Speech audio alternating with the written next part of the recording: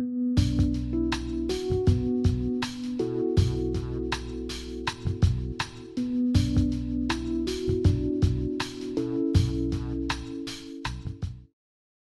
my first full-length film, Fathoms Deep, I had done everything myself. I had shot it and produced it, so it was all sitting on my computer anyway on a hard drive.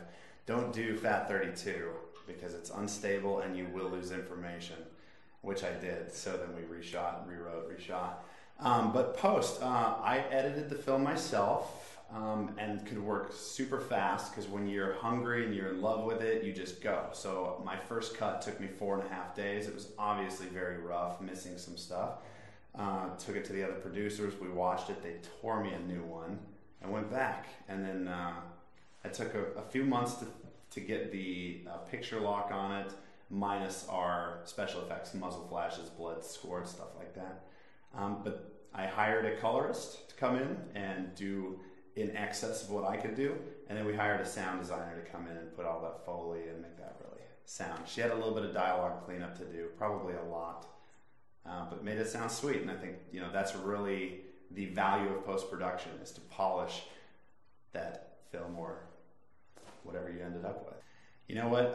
One thing I'm very proud of myself, where I think most people fail, is logistics and planning it out, and that's where I excelled.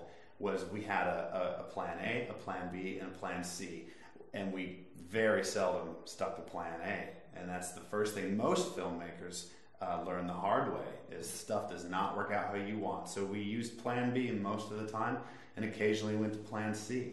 Where I fell short was the technicalities of filmmaking. I didn't have the time frame to storyboard every shot, and I definitely should have. And location sound, and I think that's the other probably most common things beginning filmmakers will overlook.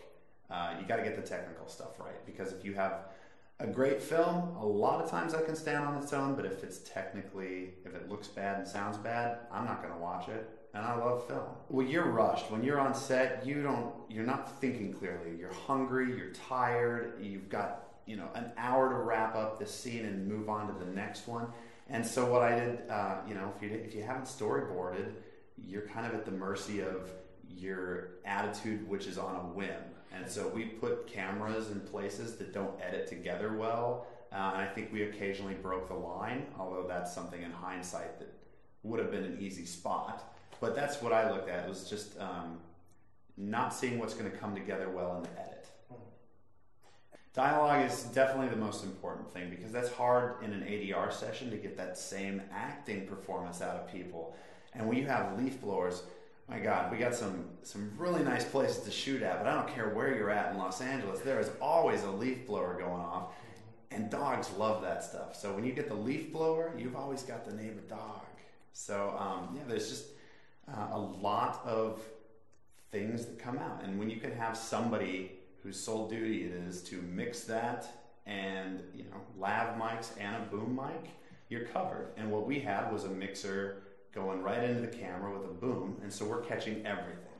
Airplanes, motorcycles. We went up to the desert to shoot a lot of it, so that negates a lot of that stuff. But you still end up with whatever the environment is that's going to end up on your track. That's going to have to be cleaned up. Yes, we had done something very few filmmakers get to do, which is finish your film and get distribution for it and then receive a paycheck.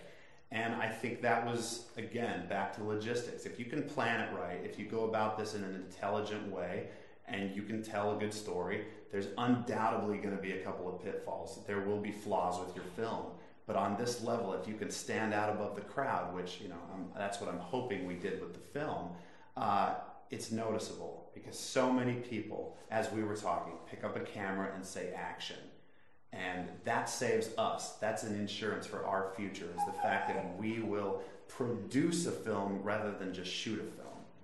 And that's how we were able to get distribution, because we had produced a movie rather than shot a movie, simply. One of the big lessons I learned after doing this, we had a good film, was able to get distribution, but I don't know if there was a solid enough market for that, or if there's a big enough audience to really make that pay off. And so in the consecutive projects we've done, we've really tried to tap into a market.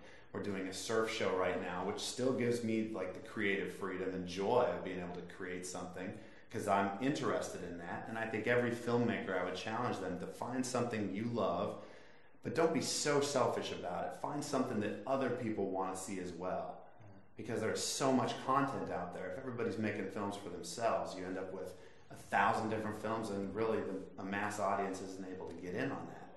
So we found a niche in the action sports culture that the next couple of projects are going to be going into. And then when you can hopefully work with the same team, you're making, you know, stars out of your actors, you're getting a name for your crew and your production and directors. Now you can go out a little bit once you've proven yourself, and you can make those art films or sell that message that you really wanted to say. But I'm at the age where I just want to entertain people. I do have messages, but that'll come in 10 years. Right now, it's entertaining people.